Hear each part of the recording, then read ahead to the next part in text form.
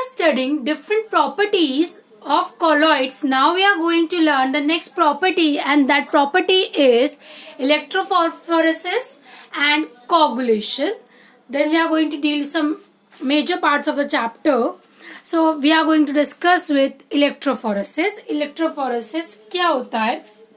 आप सबको पता है कि कॉलोइड पार्टिकल में चार्ज होता है. हमने लास्ट वीडियो में देखा है वो कॉलोइड बने हैं तो एक चार्ज के साथ बने हैं. अगर आप किसी वे से, जैसे आपने यूट्यूब कंस्ट्रक्ट की है, इसमें हमने कॉलोइड पार्टिकल भरे हैं और दोनों साइड एक पोल लगाया, एक जगह कैथोड लगाया है, एक जगह हमने क्या लगाया है, एनोड लगाया है, और कॉलोइड पार्टिकल हमने, कॉलोइड सोल्यूशन हमने इसके अंदर भरा है. इलेक्ट्रिक फील्ड या इलेक्ट्रिक चार्ज आपने ऑन किया, कॉलोइड पार्टिकल अपने चार्ज से अपोजिट चार्ज वाले इलेक्ट्रोड के टुवर्ड्स मूव करना चालू करते हैं. That movement of colloidal particle under towards opposite electrode under the influence of electric field is refers to as electrophoresis. Okay, अगर नेगेटिवली है तो पॉजिटिव की तरफ जाएंगे, अगर पॉजिटिवली तो नेगेटिवली की तरफ जाएंगे. ये यूट्यूब है और ये प्लैटिनम की इलेक्ट्रोड्स लगी हुई है. वहां जाके क्या हो जाएंगे, ये कोगुलेट हो जाएंगे, इलेक्ट्रोड पे जाके चिपक जाएंगे, कॉलोइड नेचर खत्म.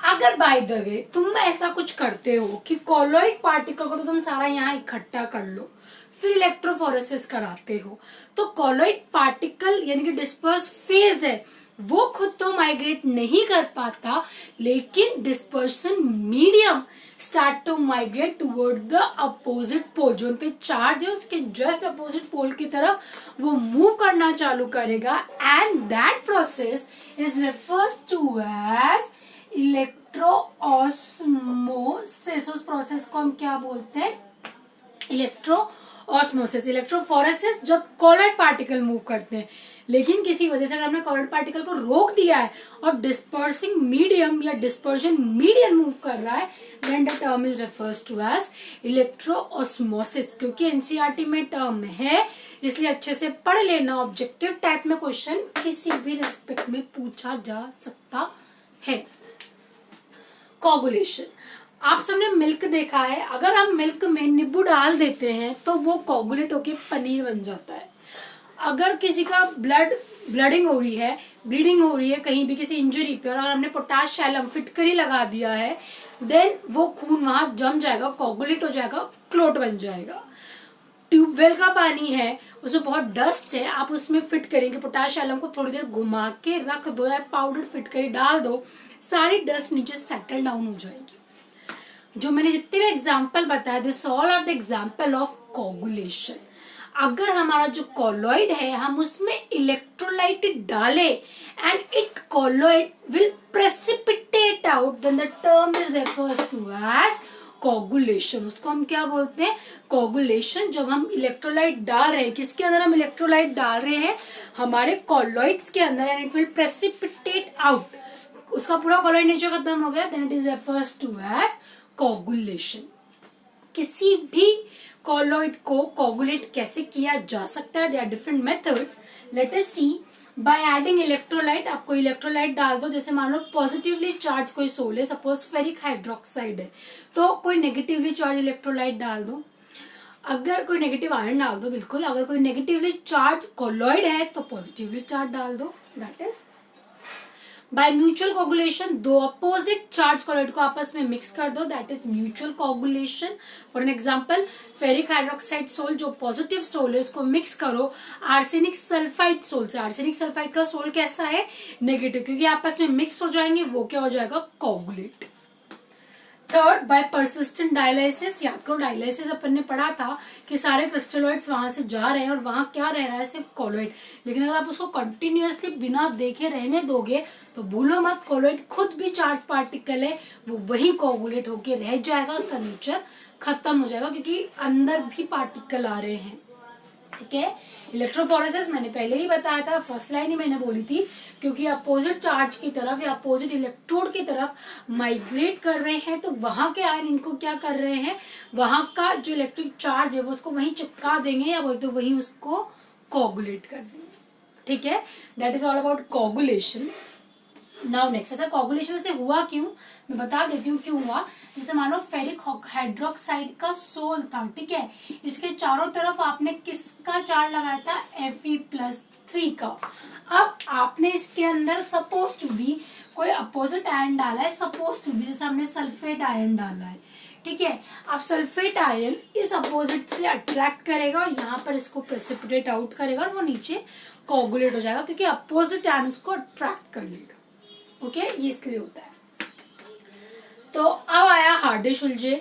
हार्डे-शुल्जे साइंटिस्ट आए और उन्होंने कहा कि किसी भी कोलॉइड को हम कोगुलेट कर सकते हैं by adding suitable electrolyte, and that electrolyte has a power to coagulate the colloid, that is known as coagulating power. और उन्होंने एक वैल्यू भी दी थी जिसको हम बोलते हैं कोगुलेटिंग वैल्यू, वो भी हम पढ़ेंगे। बिफोर दैट उन्होंने ये कहा था किसी भी कोलॉइड को कोगुलेट करने के लिए जो इलेक्ट्रोलाइट डाला जाएगा उसकी पावर डिपेंड करेगी कि उस पर चार्ज कैसा है। अब ये आपको पता है, अगर नेगेटिवली चार्ज कोलॉइड है तो आप उसमें कौन से आयन डालोगे, पॉजिटिव आयन। अगर आपके पास पॉजिटिवली चार्ज कोलॉइड है तो आप उसमें कौन से आयन डालोगे, नेगेटिवली चार्ज। तो अगर पॉजिटिवली चार्ज आपके पास कोलॉइड है तो आप नेगेटिव आयन डालोगे। नेगेटिव में हमने पहले ही कहा है कि जिसका चार्ज जितना ज्यादा उसकी कोगुलेटिंग पावर उतनी ज्यादा है। As a result ferrocyanide ion की कोगुलेटिंग पावर ज्यादा है इन कंपैरिजन टू फोस्फेट जिसकी -3 है, उसकी और भी ज्यादा है इन कंपैरिजन टू सल्फेट जिसकी क्या है 2 चार्ज, और क्लोराइड आयन की उससे कम, दैट इज 1, क्योंकि 1 चार्ज है इस पे, ठीक है। अगर आप नेगेटिवली चार्ज आपके पास सोल है तो आप कौन सा आयन डालोगे, पॉजिटिवली चार्ज। तो पॉजिटिवली चार्ज के बाद आपके पास सबसे ज्यादा क्या है, बिल्कुल stannous then aluminium, then magnesium and then sodium. इन पे चार्ज बढ़ता जा रहा है, इनकी कोगुलेटिंग पावर भी क्या होती जा रही है, बढ़ती जा रही है, ठीक है। कोगुलेटिंग वैल्यू किसी भी इलेक्ट्रोलाइट की मिलीमोल पर लीटर में, वो मिनिमम अमाउंट इलेक्ट्रोलाइट का मिलीमोल पर लीटर में जो 2 घंटे में कोगुलेशन कर दे जिस कोलॉइड में उसको ऐड किया जाए, that is refers to as coagulating value. तुम्हें 4 कपड़े धोने हैं, तुमने एक सरफ लिया जिसकी 1 चम्मच काफी है और एक वही 4 कपड़े धोने। अब दूसरा कोई सर्फ आपने लिया है, डिटर्जेंट आपने लिया जिसकी 4 चम्मच आपको चाहिए कंसंट्रेशन। एक में 1 स्पून अमाउंट काफी है, एक में 4 स्पून चाहिए, which is good detergent, which is good Surf. Of course no doubt कौन सा होगा जिसकी 1 spoon is enough, okay. Minimum quantity भी इफेक्टिव सोल्यूशन हमें दो, so that is coagulating value, the minimum amount of electrolyte which cause the immediate coagulation within 2 hours of adding, that is coagulating value। जिसकी coagulating value कम उसकी coagulating power ज्यादा। coagulating value अब आप समझ गए ना, मिनिमम, क्योंकि कम कंसेंट्रेशन, एक था 1 स्पून वाला, एक था 4 स्पून वाला, 1 कम है या 1 कम है लेकिन इफेक्टिव ज्यादा है, तो coagulating value is inversely proportional to coagulating power, okay. Next came to, ये बिल्कुल अलग कंसेप्ट था, that's why it is written as left, and now we are come to protective colloid. याद करो हमने इंट्रैक्शन के बेसिस पे 2 कोलॉइड हमने पढ़े थे, one is lyophilic and another one that is lyophobic. Lyophobic बेचारे इतनी मुश्किल से बनते हैं फिर भी अनस्टेबल होते हैं। हम कोलॉइड स्टेबल है क्योंकि ब्राउनियन मूवमेंट उसको स्टेबल रखता है, वो कंटिन्यूस जिगजैग मोशन करते हैं, ग्रेविटी का अटैक नहीं होने देते।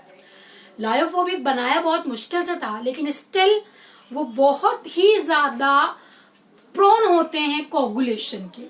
आप जरा से इलेक्ट्रोलाइट डालो फटाफट वहीं पर, बस बिल्कुल जिसे कहते हैं ना, आराम से बैठ जाते हैं वहीं पर, ढेर हो जाते हैं, हमसे तो नहीं हो रहा, हमसे नहीं लड़ा जा रहा। लायोफोबिक की कंडीशन है। लायोफिलिक एक अलग टाइप की झांसी गिराने के टाइप होते हैं, इनको खुद भी कोगुलेट करना बहुत मुश्किल है।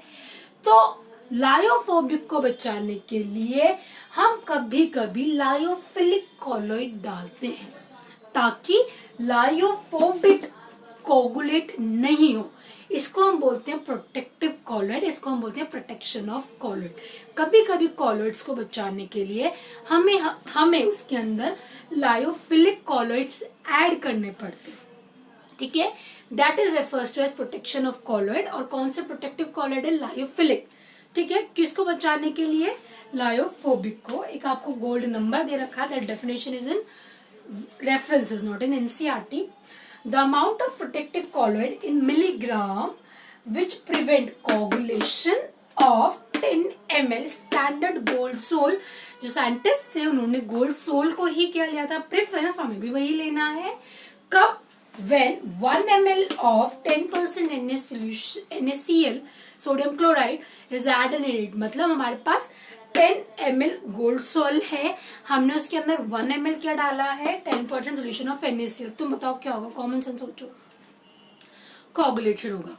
लेकिन किसी भी अमाउंट का प्रोटेक्टिव कॉलॉइड कि लायोफिलिक कॉलॉइड जो हमने डाला है वो उसको बचाएगा ताकि ये NaCl उसको क्या नहीं कर पाए?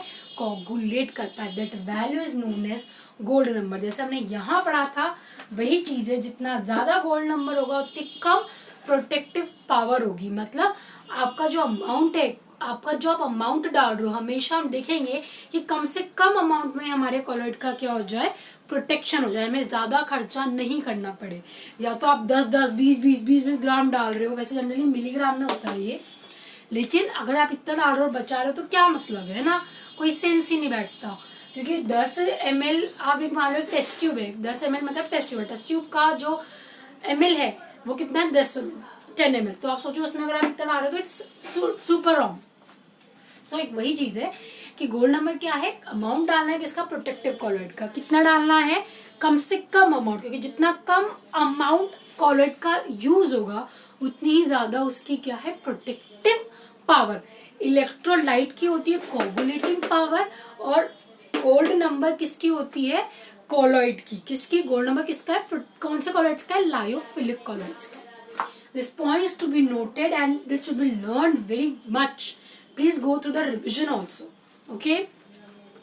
गोल्ड नंबर क्या होता है ये हमने देखा है, डेफिनेशंस हमने देखी है।